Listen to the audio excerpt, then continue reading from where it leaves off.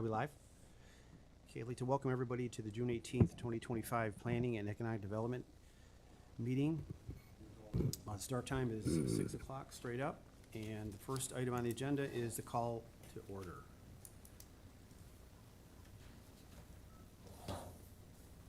Is everybody here? Next item on the agenda is approval of the minutes. Do we have a first and a second? So moved. Second? Second. Thank you, John. All those in favor? Aye. Okay, wonderful. Third item on the agenda tonight is privilege of the floor. Do we have anybody here in the audience or any member of the PED committee have anything to say? Mr. Chairman, Yes, sir.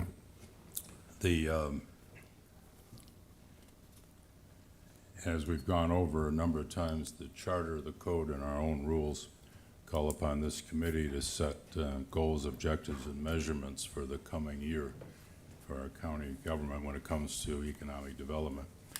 I supplied a draft to this committee a month or so ago. There was a critique of it, which I would expect on a draft. The question I have is, can we work on this as a group this evening? Try to come up with language that the committee is comfortable with submitting to the legislature? Did anybody draft an alternative to Legislator Larson's economic development goals, objectives, and measurements? It's not on the agenda, and I know that the procedure we've used is that if you want to bring up something that's not on the agenda, to bring it up under privilege of the floor or forever hold your peace, or at least till the next month. So my question, Mr. Chairman, is sometime during the meeting, are you willing to entertain a discussion of people's ideas of goals, objectives, and measurements that we probably are not going to get this on the June legislature agenda, but maybe we could, if we talked about it tonight, get some common ground here. We could have something for July. All right, let's discuss this at the very end of the meeting. Great. Under other, if we can do that and bounce it around. Has anyone had a chance to take a look at what Fred sent?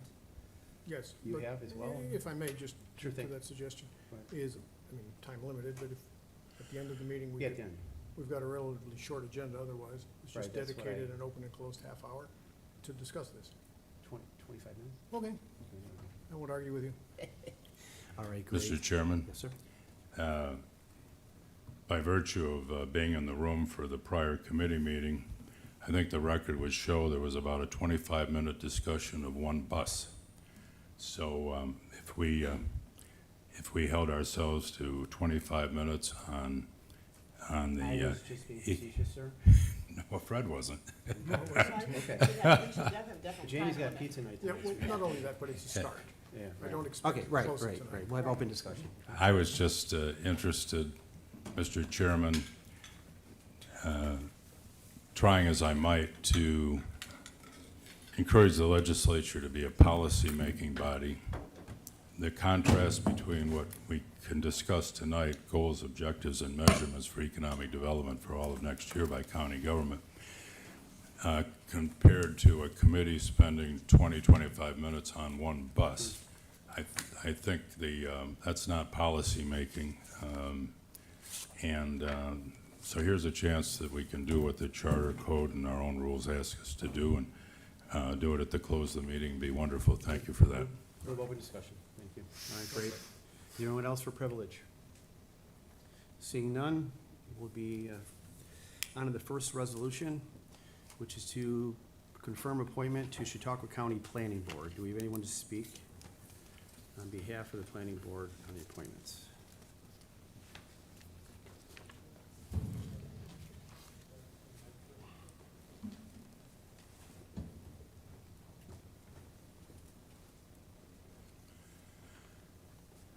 Hello, Rebecca Worster, Planning Coordinator for the county's Planning and Development Department. And tonight's appointments was made by our county executive. We think that that's a good fit for the planning board. We had one open seat and looking forward to filling that. Thank you.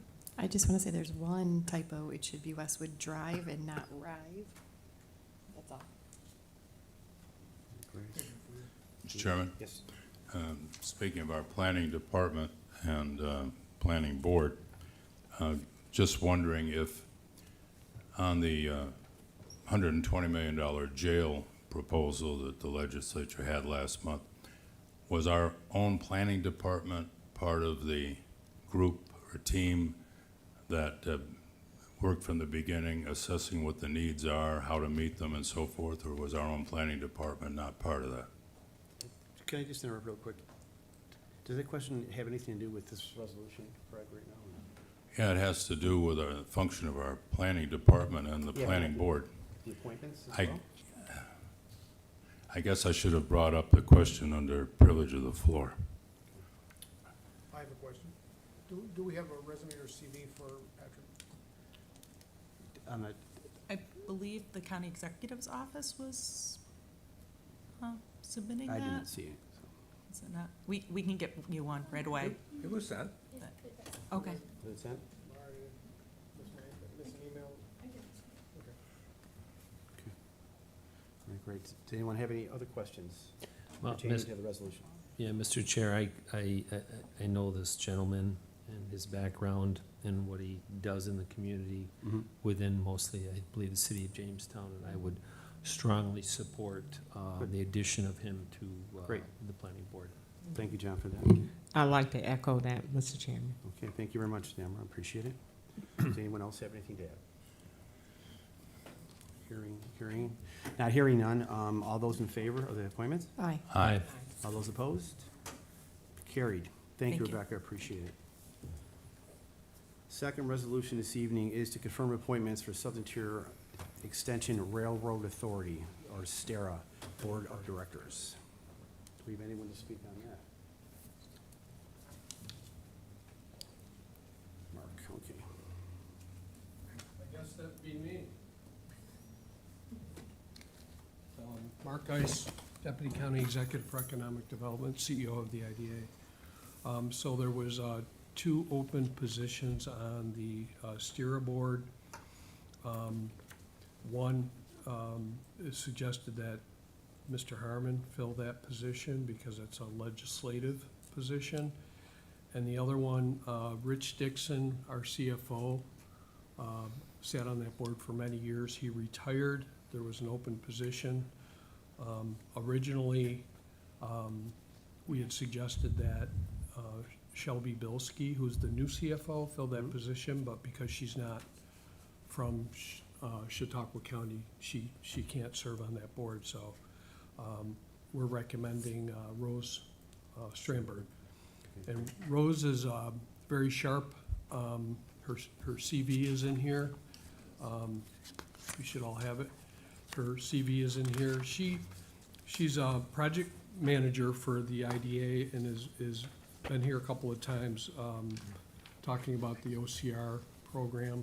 But she's also, the reason why I thought she'd be really good is she's doing a project right now with Monofrex and is working through a grant from the railroad that passes through the DOT. So she's getting a lot of experience dealing with the railroad and understanding how it works and that kind of thing. Very So that's who we're suggesting. Mr. Chairman, Yes, sir?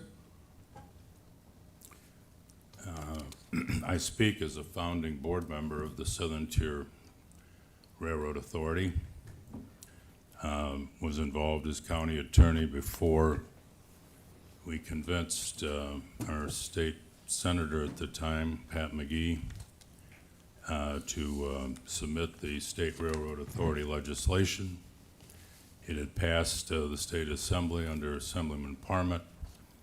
That session, Pat McGee was told by Governor Pataki's staff the governor didn't want any more state authorities, so she didn't introduce it that session. She called a meeting of the leaders of Chautauqua, Cattaraugus, Allegheny, and Steuben counties, 3 Republicans, 1 Democrat. And I was at that meeting, and she asked the 4 leaders of those communities what was Plan B. And it was wonderful. All 4 of them said, there's no Plan B, Senator.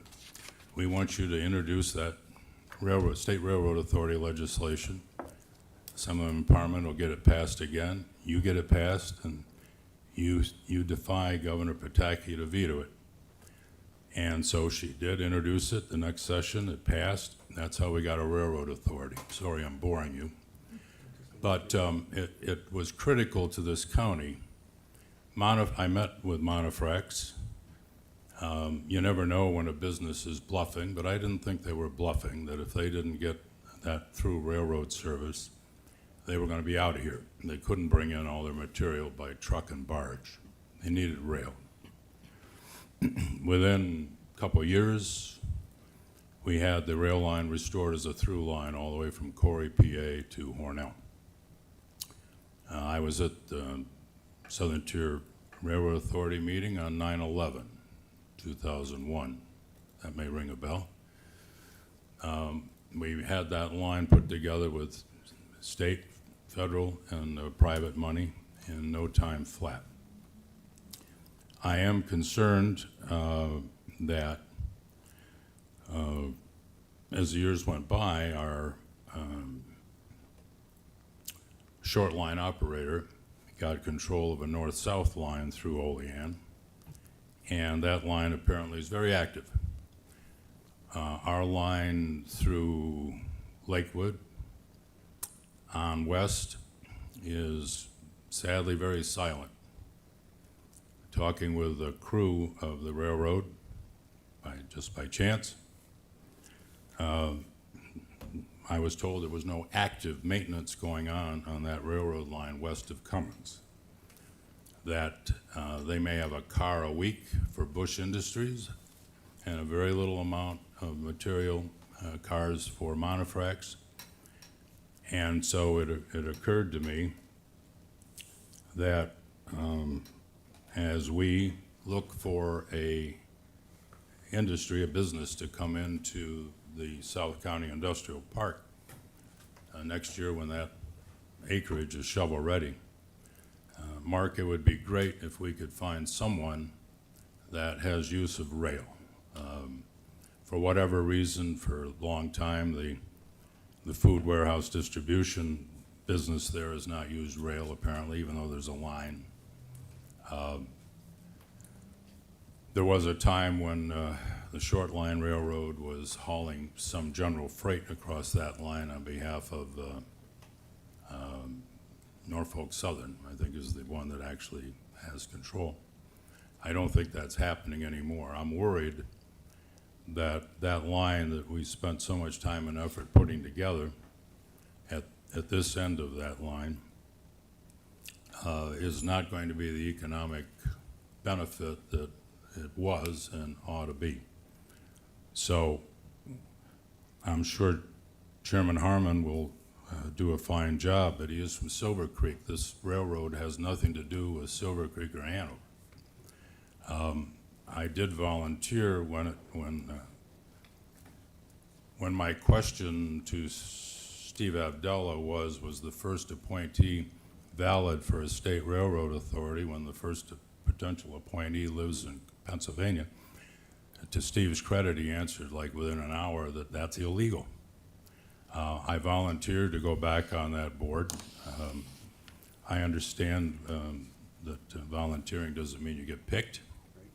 It's sort of like a kid in middle school at basketball. You may volunteer and you may not get picked. But I thought I had fair credentials to add something to that Railroad Authority board, but the decision's been made differently. I'm just saying that that railroad is not taking care of itself, and that the representative, whoever they are from Chautauqua County, I hope will delve into how can we make sure that line is getting the maintenance so that it's if not a 50-mile-an-hour line, at least a 30-mile-an-hour line that you're not going to have to crawl along into Corey someday. And that's all I have to say about that. Well, thank you for the comments. Thanks for the history lesson as well, too, because if I'm voted in for it, I will certainly take everything you said into consideration, and I'm probably going to pick your brain a little more, so that works out. This motion, I'd like to make a motion that we amend by substitution as the original resolution on our desk had a prior appointment on it. okay. Do we have a second on the amended? Second. Second? All those in favor of the amended resolution? Aye. Aye. Okay, passed. Okay, now we vote on the resolution presented. Do we have any questions, concerns on the resolution presented on the desk for the amended resolution? Any questions? All those in favor? Aye. All those opposed? That is carried. Thank you very much. Thanks, Mark, for that. Thank you. Okay, we're into the other, but first, we're going to discuss the evaluation and prioritization of the 2% occupancy tax We have grant. one other What? This one right here. Oh, I'm sorry. This land emergency. bank. Oh, the emergency, I'm sorry. Yep. Yeah, we have a resolution that was just put on our desk, is to reconfirm as Chautauqua County Land Bank Board of Directors, which we have on our desk. This is just a Reappointment. reappointment? Mr. Chairman? Yes? We can say this is just a reappointment. A lot of what we do is treated as ministerial. You wonder why you bother to have a legislature. The Chautauqua County Land Bank, its purpose essentially is to deal with distressed housing. I don't know of a community in the county with more distressed housing than the city of Jamestown. Look at the makeup of this board. And my stockbroker has a zip code of Jamestown, but my stockbroker's in the town of Ellicott. There's not a single member of this board from the city of Jamestown, a city of 28,000 with horrendous housing issues. I don't understand that, but there's a lot of things I don't understand around here. But rather than sit here like a dummy, I thought I'd point out to you that our largest, by far our largest community, with obvious housing problems, doesn't have a single representative on the county land bank. I'll be voting against this resolution. Todd, I don't know Todd's how from you say his last name. Natition. Was it? Natition. Natishan. It's from Jamestown. No, that's a zip code. That's a zip code. Nottingham Circle is in West Ellicott. He lives in the town of Right. Ellicott. Great guy. He's my stockbroker for years. But once upon a time when I was on this legislature, I got the clerk in the executive's office to put down what township people were from. Because this 14701 goes all over the place. There's about something like 41,000 people in 14701 and 28,000 in Jamestown. So that's why, obviously it isn't done anymore, but I don't know, for example, I don't know if 10435 Bay Shore Drive is in the city of Dunkirk or in West Town or East Town. Going by zip codes is quite deceiving. For example, Mr. Cornell on Mahana Road is not in the village of Bemis Point, I'm sure. Right. Yeah. So I'm not going to ask that the appointees be identified by their actual township or village because my request will be ignored anyway. But there is not a single board member from the city of Jamestown with 28,000 people and horrendous housing problems. So I'll just vote no on this resolution. Thanks. Can I say one thing real quick? Go ahead, Mark. Yeah, you know, I think it is inaccurate to think that just because the board doesn't have a representative from Jamestown, that it's not a focus.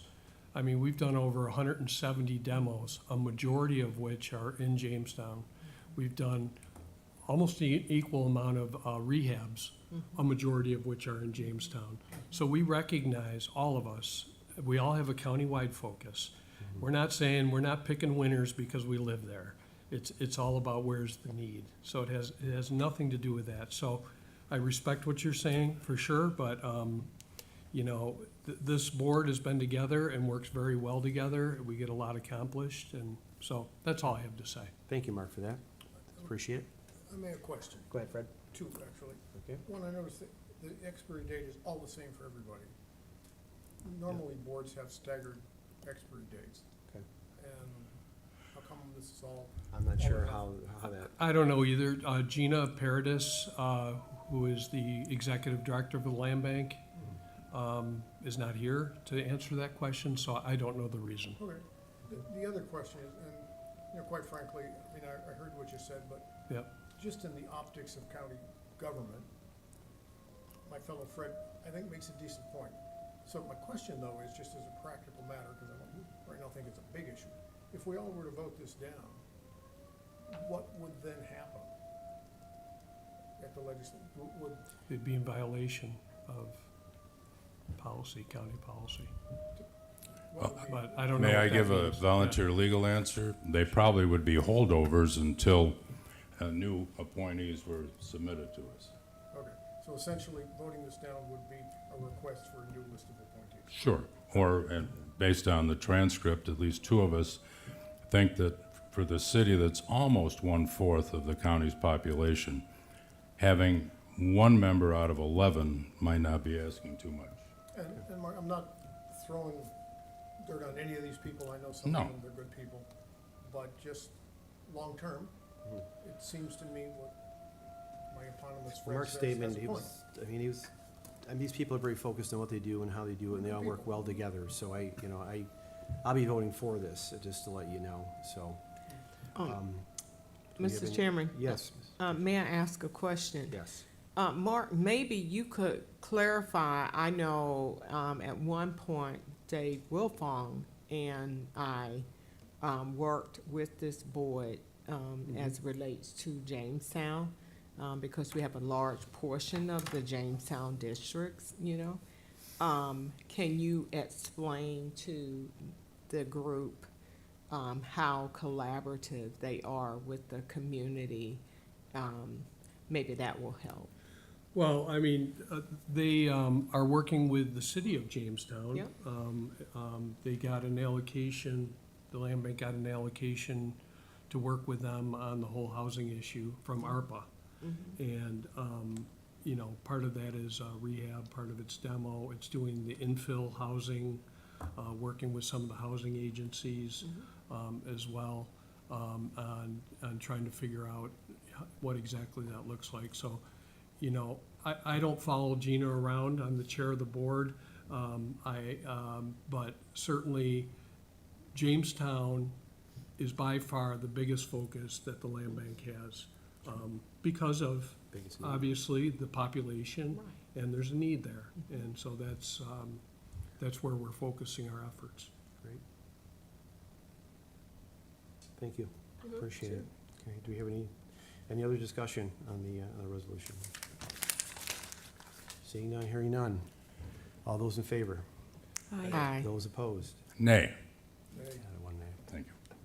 and my days, objection 2 is, days. we gotta get down the road maybe to something more representative. Maybe not today, but sometime. We will definitely work on that. Motion is carried. Thank you all. Okay, we can get into the first discussion item, was the evaluation and prioritization of the 2% occupancy tax grant program applications.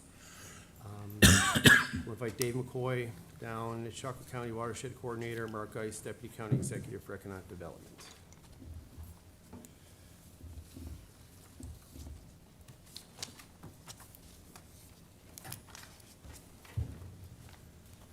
Good evening, everyone. I'm Dave McCoy, I work with the Department of Planning and Development, and I am the Chautauqua County Watershed Coordinator. Tonight, I'd like to talk to you about a 2% program. Last year, we set in motion, as per New York State regulations, of how to evaluate the occupancy tax applications, and a schedule to do so. One thing we didn't think about is how some of our stakeholders leverage these funds. And it's really important for them to have the information.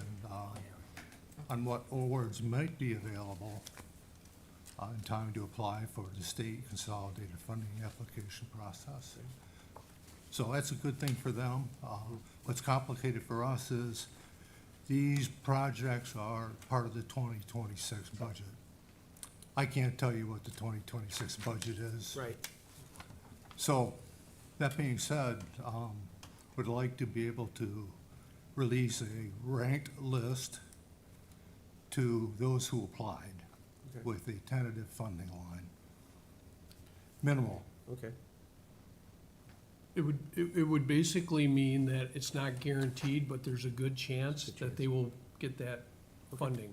Okay. I mean, they that's- really need to know, because the CFA is due at the end of July, Sure. so they you have can't to know wait. now, Right. You need to- and need to they're react not, now. yeah, they need to That's know fine. sooner rather than later. So we want to let them know where they ranked and what the sort of cutoff line is. And then with a caveat that it's not guaranteed, because of course the budget has to get Right. approved for them to, but there's a good chance they'll get that funding. I like the proactive approach. I think Yeah. it's the right avenue, so. And we're all about bringing outside dollars in to help Sure. our watershed program, so this helps. So, your thoughts, okay to release a list to the applicants? I would be in favor of that. The rest of the committee, you guys just heard what you have to say? And your thoughts? Yep, I would be Your in four? John, Tamara? Fred? I guess my Thank only you. question is, where'd the list come from? Mark? The list is the list of applicants in the ranked order You know, for so- the 2% grant programs. And maybe I missed something. How is the rank order determined? So the rank order is evaluated by a team of evaluators, and it's scored, and then it's ranked. It starts out with Dave, he ranks them first, then it goes, I rank them, and then PJ, Pierre ranks them, Reviews them. reviews them, I'm sorry. Yep, So we're ahead of schedule, and we saved quite a bit of time and Yeah, that's effort good. through this new process. I'm really quite happy as to how it's worked out, but we have this one little glitch here, and on behalf of our stakeholders, I'd like to be able to help them out. That's fine. Do you have any, are you satisfied with the plan? Great. Good. Thank you for that. I think Good. it's something. Thank you. Yeah. Thank you very much. Okay, as Mr. Larson indicated, he has one more discussion. Can we- I'd like to- Just- just one more thing, before we talk about what Mr. Larson wanted to talk about. Sure. You should have all received, and I did make paper copies here, Thank you, David. the nuclear energy resource Oh, guide. sure. We can touch on that quickly. And, you know, you're welcome to all get a copy of this. Thanks. We sent it to you electronically, Yep, Mhm. we got it. so you can link to the I was traveling. various resources and I was and traveling, kinda- and I don't know what happened to it. pick what you're interested in, you know? I certainly appreciate your efforts in getting this off the ground. It's something I think it's going to be huge in the future for energy down the road. So Yeah. thank you for your due diligence on this. So Yeah, I mean, what is nuclear, need for next generation alternative energy, status of SMRs and microreactor nuclear technology development, the regulatory environment, projects currently in development stages and ones that are underway, pros and cons of small micronuclear and microreactors as power sources, status of repurposing, repowering NRG Dunkirk reuse. And on that one, you'll see that there's a couple of, the NYSERDA report that is in the final stages of being approved, will be ready and available soon. It's Okay. still being worked on. NYSERDA's got some additional comments, and then we're also in the final stages of sort of a white paper that tells a story about all the work that was done, what we concluded, and where we are trying to go, what are our next steps. So those things will all be available. Once they are, I'll send it out to all of you. okay, because I think we had scheduled or wanted to have scheduled Yeah. in next month's meeting was a Yep. little more detailed explanation. Well, so, yeah, Dennis Elsenbeck from Phillips Lytle and Dr. Whittaker from UB. Okay. He's a distinguished professor from the School of Engineering. He's a nuclear expert. Will be guest speakers at the the July July, PED great. meeting. Come in and, yep, and There'll be PED meeting, or are they gonna be a at the? PED general- meeting. Okay, great, thank you. Yep, Good, yep. Good. Mr. Chairman, Yes, sir. as Mark Geis knows, when I saw this yesterday online, I sent a complimentary comment. I guess a number of things. One, it's good that some legislator asked that the planning department give us this kind of data by our June meeting. I guess that was a good thing to do. Secondly, if we ever are going to attempt to set policy in this county for economic development, we need the expert resources of our planning department to help us. This is very, very helpful on this issue. And Mark, you're the overall head of planning for the county department. I'll ask you the question. Just as your department in short order put together a very helpful resource, was your planning department involved in evaluating the needs at the jail? We were not involved in evaluating the jail unless, Rebecca, do you know something different than me? Thank you. What I'm getting at is I think there have been some systematic failures around here. I've always had great respect for our planning department going back to John Lunsman, who I knew very well, the Lunsman Overlook, for those of you that never knew John. Extraordinary planner. I've always had great respect for the capabilities of our planning department. They can do so much more than ag district reviews. This is some proof of what they can do if we ask them. So we've got it. So all the legislators here tonight know that our planning department was not used as a resource at all in developing what was presented to us last month is $120 million ask for local money for the jail. This goes back a few more years than that, but was our planning department involved in deciding where the CARTS hub ought to be in Jamestown? Do you know? I think peripherally, I don't think, we did any deep dive analysis on that, but we were certainly involved in the discussions. And you would not have been involved in making a judgment as to whether an abandoned gas station was appropriate for renovation into our transit hub, right? Was not involved. Thank you. And why do I ask? Why I say systematic failure? It finally went public last month that our county government has almost $500,000 invested at the corner of 4th and Prendergast in what is now a vacant lot. And as Mark knows, I wasn't thrilled with the per acre charge for the Ripley site, but I apologize, I haven't done the math on take that little lot at 500,000 and extrapolate it out to an acre. You would probably be able to buy that lot in Manhattan for no more than $500,000. Something systematically is wrong with when those things happen, and hopefully the planning department will be treated as a meaningful resource for making decisions about how the county ought to do this, that, and the other thing, whether it's how to run the CART system, how to have a veteran standalone bus or have CARTs provide a bus. All that is not for all of that is involved in serious-minded planners trying to help guide this county as to the smartest and most effective way to do things. So again, I congratulate you as the head and the people that worked on this. This is extremely useful. If we do, last question to you,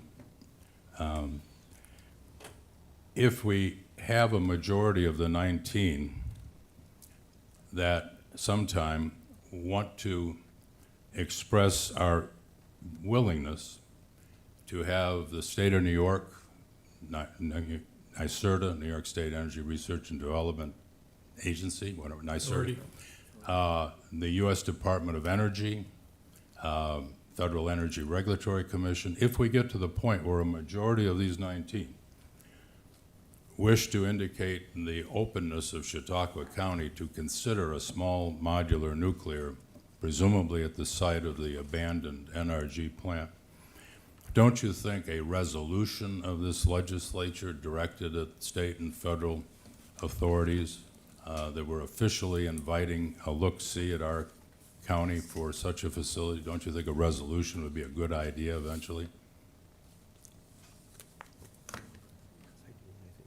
Hadn't really thought about it, but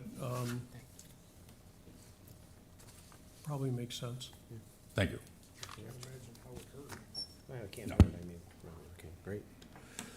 Barb, thank you very much for that. Yeah. I do appreciate the efforts of you in planning Yeah, to do this. Yeah, and Courtney Domst and Rebecca Worster worked on that. This is so fantastic, that's- thank you. Courtney, yeah, Nice so job. it's all her, all her. Nice job. Fantastic, thank you very much. Yep. for that one, so. Okay, brings us to the last discussion item, which was presented at privilege by Mr. Larson, and it was, Mark, you be down here for this one, do you think, or? Probably. Okay. So I just wanted to start out by saying, and Fred, this is, you put me to work here. I started digging through all of my planning and economic development records from previous, and I quickly found a presentation that they gave to us in February of 2025, which lays out their accomplishments for '24 and their benchmarks for '25. So I'm expecting that in February of 2026, there'll be something similar with the 2025 accomplishments and the benchmarks for 2026. Included in that also was the top 10 key goals and initiatives for 2025. So I know that we are going to be held accountable per the charter for different benchmarks, but I do think that, you know, instead of starting all over, that we should at least recognize the work that they've already done in these presentations and have been ongoing as part of the planning for something that may or may not look like what you had presented or what they presented, but the framework is here. Right, So, I agree. were you on when they did Oh, all yeah. this? Mhm. Okay, so you have these? Sure. Okay. Okay. Yeah, and I've actually created another set of goals and benchmarks that are applicable to what the planning department actually does. Okay. You know, if you set benchmarks for a department that don't apply to what the department does, we'll never get there. We'll never accomplish it. You know, the planning department doesn't create jobs. That's not what they do. They don't have the tools. That's not what they do. That's what the IDA does. They don't create shovel-ready sites. They can assist the IDA in identifying sites or writing grants or other sort of administrative things, but they don't create the sites.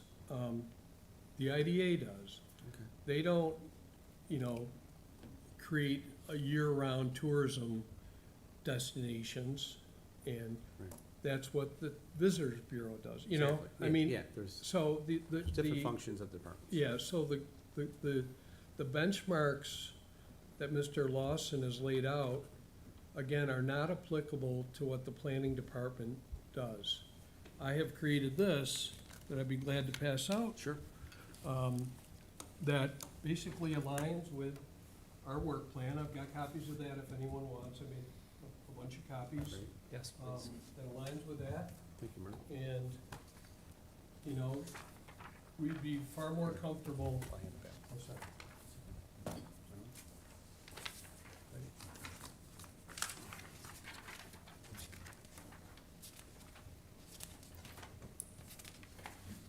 You know, there's a lot of mandated things that the planning department has to do. Farmland Protection Board, the Planning Board, 239 review, Complete Streets Capital Projects Program, and others. So there's a lot of, there's a lot of stuff that you may not think is sexy, but we're state mandated to do it. It takes time, it takes resources, it takes people. We have to do it. We write a lot of grants, and we're saying, you know what, we'll apply for at least 4 grants a year. And that's bringing back money to the county. And I'll give you an example of that. Right now, we're undertaking 8 LWRPs, local waterfront revitalization plans in North County. It's a huge amount of work. It's like a planning study for each one of the 10 that are involved in these 8 different LWRPs. And we were able to get the funding from the Department of State to do that. And that's gonna line those municipalities up for funding in the future. The occupancy tax program, the 2% and the 3%, is a ton of work between sort of the annual allocations and also the grant program, advertising, reviewing the grants, scoring them, and then managing all those contracts. In the planning department, we manage nearly 100 contracts between the occupancy tax and the other community contracts that we have at the county level. So there's a lot of that. Like I said, assisting the CCID and identifying and developing shovel-ready sites. Yeah, for sure. Identifying sites, helping secure funding, administering the funding, technical assistance, environmental review, marketing, and other relevant tasks. Those are all things that the planning department can help out with. And then the planning department is also very involved with the Partnership for Economic Growth, who has about 50 projects, priority projects, that is currently managing, and they play a key role in that. So these are the benchmarks that apply to what we do. They're in our work plan, and this is what we would feel comfortable with making up a resolution. Mr. Chairman, Yes, Fred? I'm disturbed by the spin that's been put on this subject for a few months. Calling it the planning department is not accurate. The charter calls it planning and development. So calling it the planning department, the planning department, the planning department, and the CCIDA does all the development is not true. It's not legal, not legally accurate. The county of Chautauqua can buy all the hundreds of acres of land at once for an industrial park. The CCIDA can buy land too, but this county government on its own, with no CCIDA, can go out and buy all the land that it wants for county purposes, including for business and industrial parks. This county legislature, a year before I got here, gave the CCIDA $5 million of Joe Biden's ARPA money. That was county money. And to suggest that once the county hands over the money, it needs to keep its mouth shut and not say anything about, it doesn't make any sense. That Ripley site also, I think, got at least $1 million of county money out of the capital projects budget. So it is not the planning department, it's planning and development. And you can say, oh, the 3% and 2% we administer, it takes a lot of time. That's ministerial work. What if this body said, we want the 3% occupancy tax, the half that we get that the Visitors Bureau doesn't.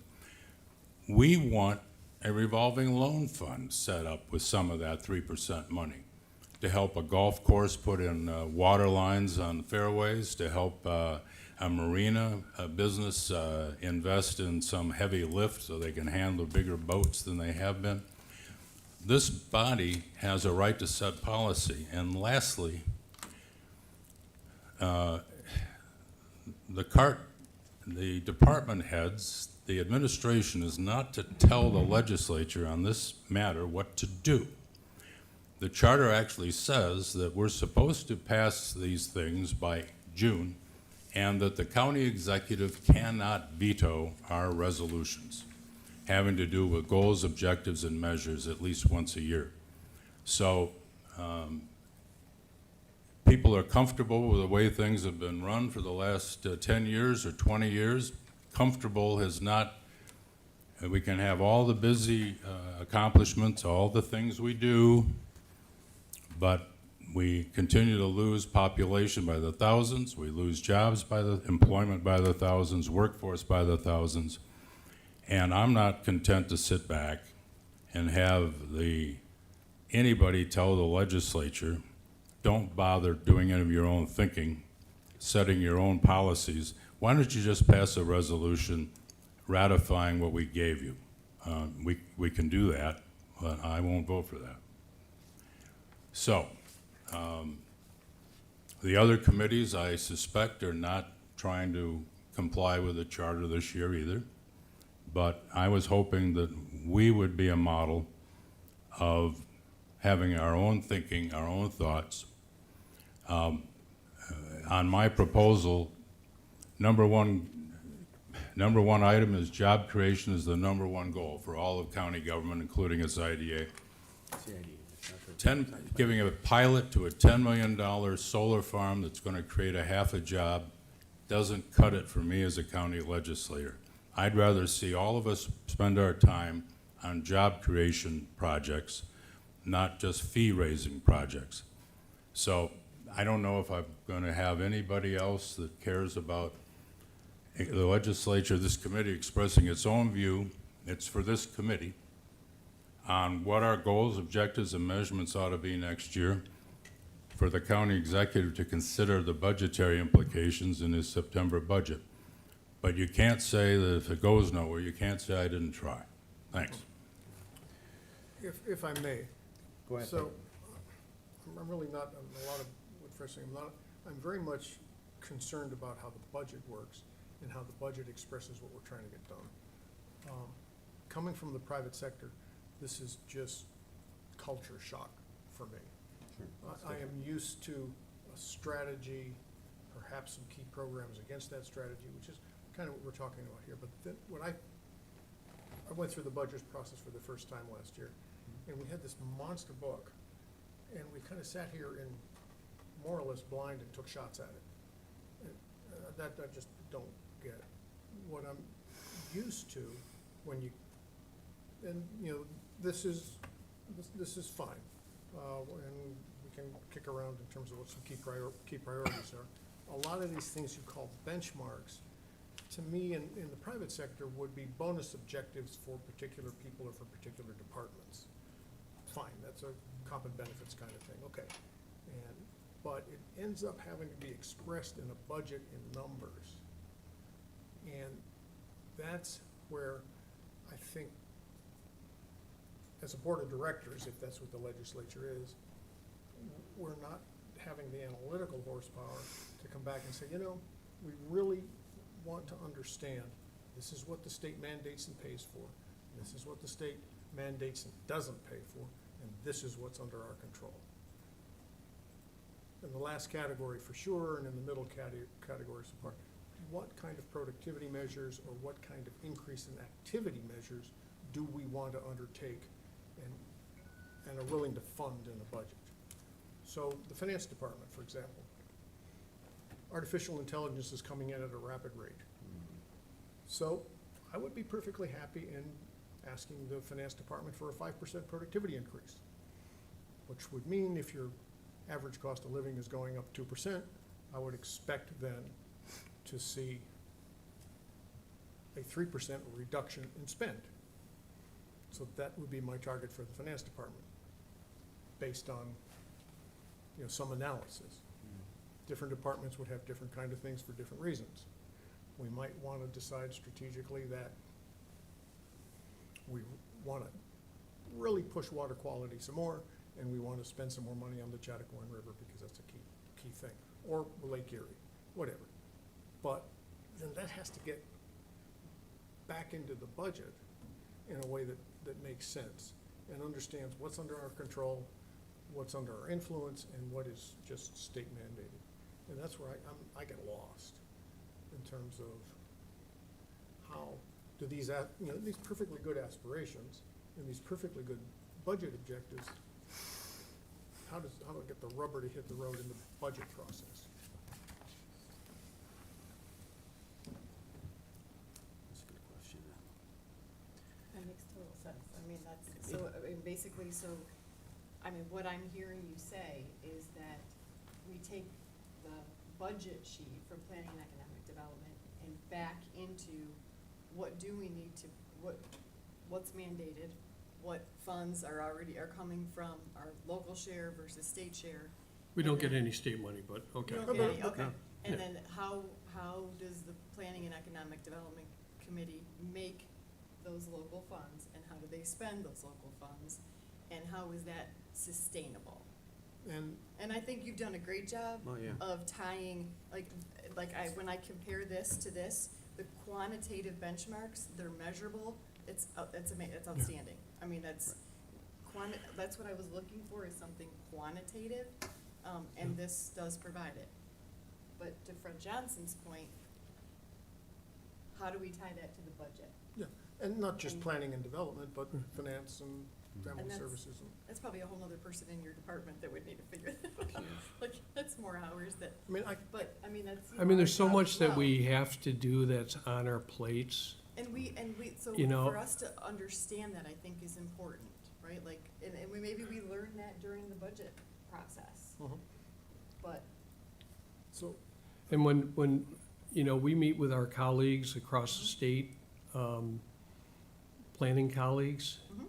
and, you know, we tell them what we do, and we share our work plan. Yep. They're like, holy cow, Miles ahead. miles ahead. oh, I So agree, we are. Oh, yeah. but we're talking here about planning and, and economic development as a specific function, Mhm. fine. But I'm talking about the legislature's relationship with the executive. The executive right now is proposing a spend, and we're pecking at it. It should be the legislature representing the taxpayers and the constituents says to the executive, this is about the amount of money we're willing to give you. And these are the priorities we would like this, which is what you're talking about, the priorities we'd like to spend. Now go away and make a budget. And then let's review that against what we gave you. Mr. Chairman, Yes. what legislator Johnson is bringing up is exactly what the 1998 charter sought. Right before it talks about the tentative budget from the executive by September 25, the provision right in front of it, legislature resolutions adopting financial management policy, investment policy, and programs, goals, objectives, and performance measures is to be done by June 15th. So what they envisioned, Fred, was what you're saying. Between June and August 25, the executive has time to, with his finance people and his department heads, to your point, if you said, we want a 1% reduction in the 1,200 employees in the county, he's got 2 months before he gives his tentative budget to try to honor that action by the legislature, and that action by the legislature is not vetoed, it cannot be vetoed by the executive under the charter. We got a right to say what we want. Whether he does it or not in his budget, that's up to him. But he can't veto what we, you know, DPF should be doing, our Department of Public Facilities Committee should be doing this. You know, what do they view as high priority in the county transit system? How do they feel about, as a policy matter, should carts be transporting veterans? Which was, anyway. But you can't get too far in the weeds. So the 98 charter conceived of the role of the legislature exactly as you just said, and then the exec, in good faith, is supposed to incorporate that into his next tentative budget in September. And again, the private sector isn't a perfect, perfect fit for a public sector exercise, but if you go to the federal level, there's the Office of Management and Budget, which reports to the House of Representatives, and that's their analytical tool, for better or for worse, to take what they want into a numbers exercise. Who is our analytical tool, so that when we start making targets, like 1% productivity, we have at least a vague idea whether we're smoking dope or we're on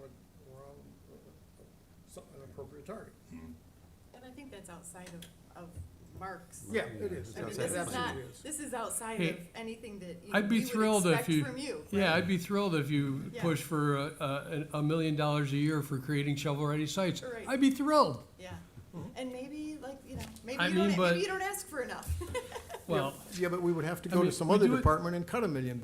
yeah. Now, how's that? Well, we do it through the capital projects process. I capital. mean, the capital projects process, all the departments go in with their projects.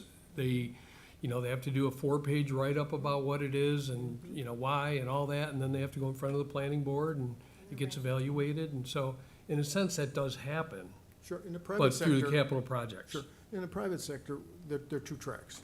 There's the operating budget and there's the capital budget. And they're similar, but the capital is what projects drive the strategy that came down from the board of directors. And they come up through a review process to get a capital budget.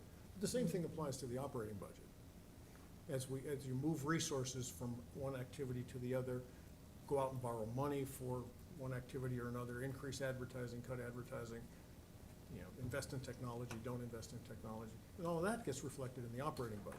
So it's two processes in parallel. One's capital, and it has, in the private sector, different tax and all sorts of implications, and one's operating.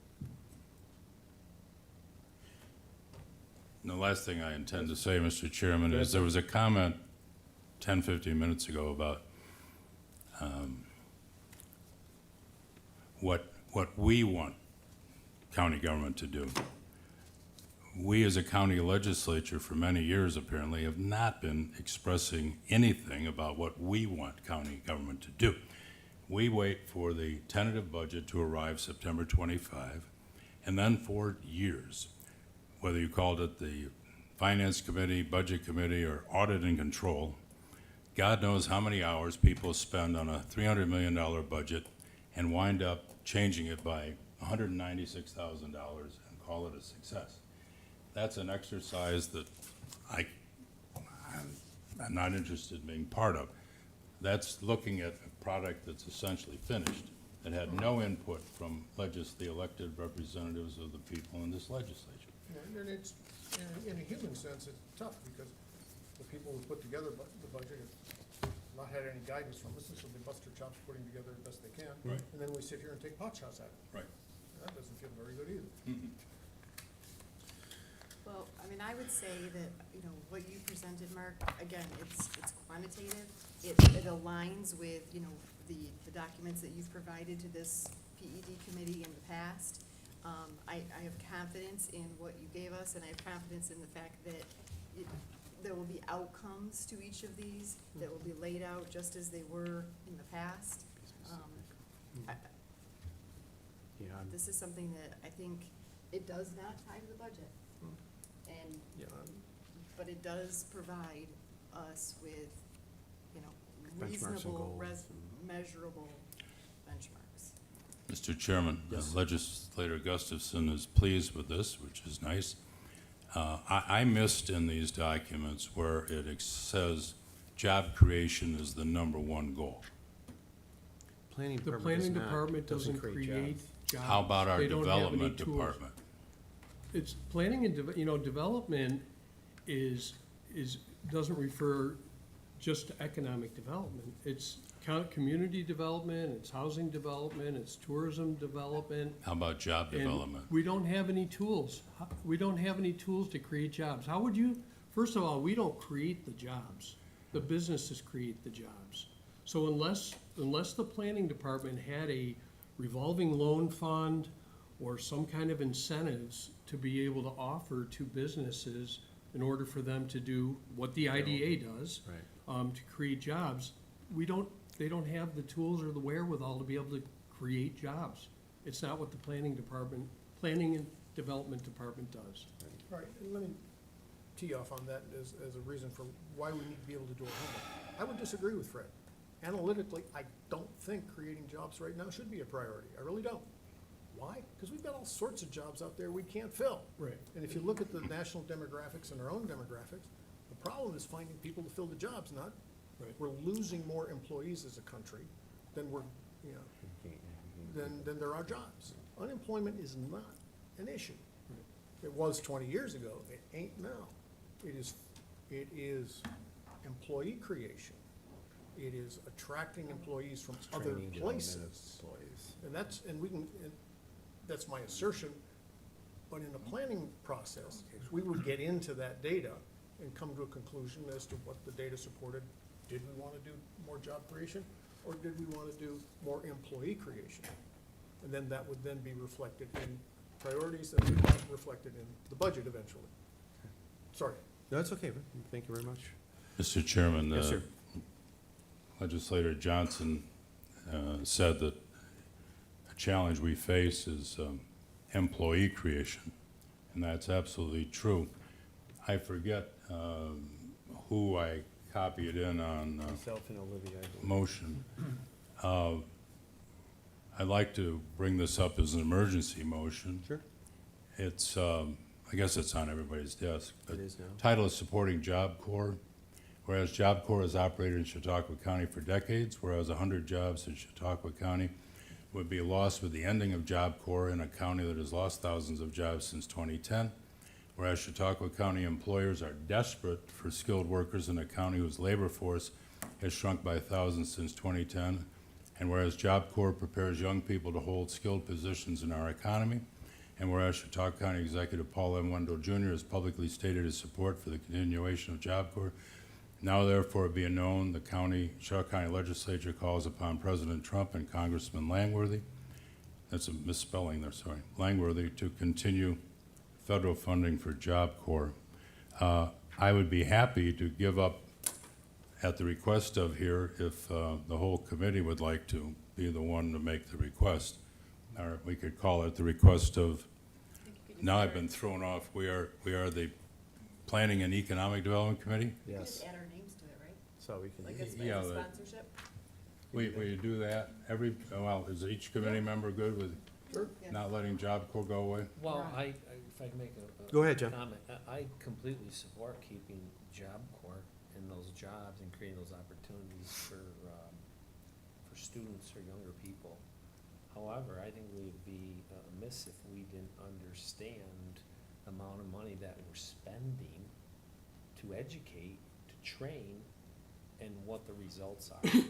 I did go to the meeting, I support keeping it open 100%. But I think we need to have those benchmarks, those measurables that you speak about. how do we obtain those? You know, and I think that information is out there. Mhm. I agree, this is just a very general statement. I personally want to support Same, this, but again, we're talking about a motion. it's just a motion. You know, I agree and I support with it, but we're off track to what planning, what Chautauqua County Planning does. So this is separate. Yeah. Well, It's clearly But separate. if I can go to Mr. one point to Mark.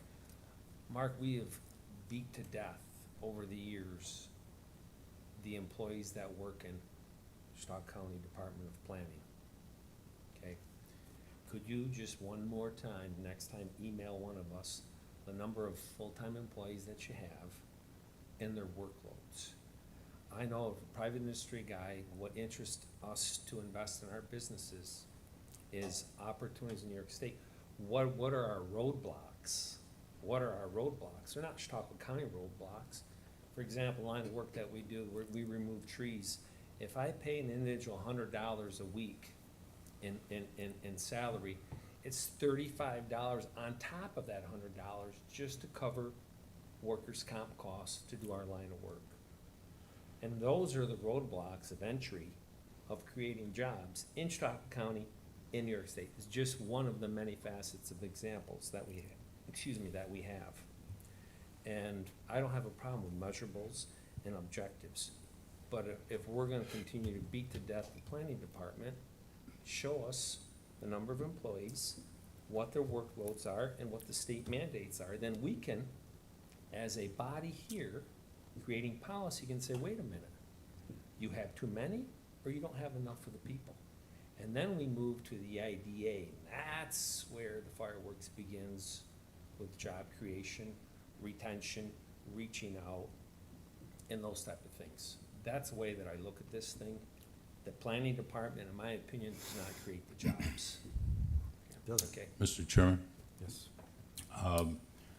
Chairman Shagnon has actual knowledge that I don't like motions. I'm glad that somewhere along the line, the rules were changed, so you can't get a motion even on the floor until you have 10 signatures. I was shocked to see your name in this motion. Well, but here's why, for those that wonder why this is my first motion. This is not general to the nation. If the story was right, we have 100 employees at our Job Corps. There's only 500 in the whole state. So this is a Chautauqua County issue. It's not a Cat County, it's specific to Chautauqua County.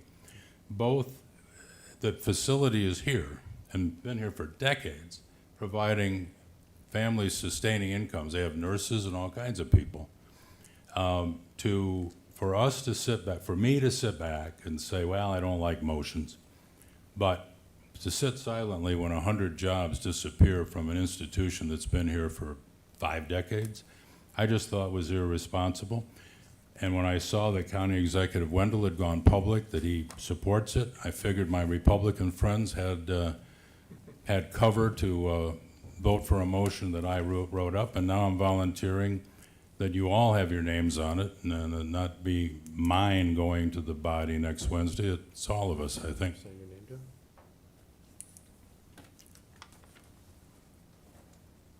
And I think that would send a good message to our congressman I and believe maybe so, the too. president. Thanks. Thank you. Thanks for the motion, Fred. Appreciate it. Mark, thank you very much. Thank you. Okay, great. Seeing nothing else on other, looking for a motion to adjourn. So moved. All Second. those in favor of adjourning? Aye. Carried. Thank you. Thank you, Mark. The last Thank you. thing we need in this county is less opportunity Thank you, to Rebecca. train people. Thank you, Dave. Yes, thank you, guys. Thank you.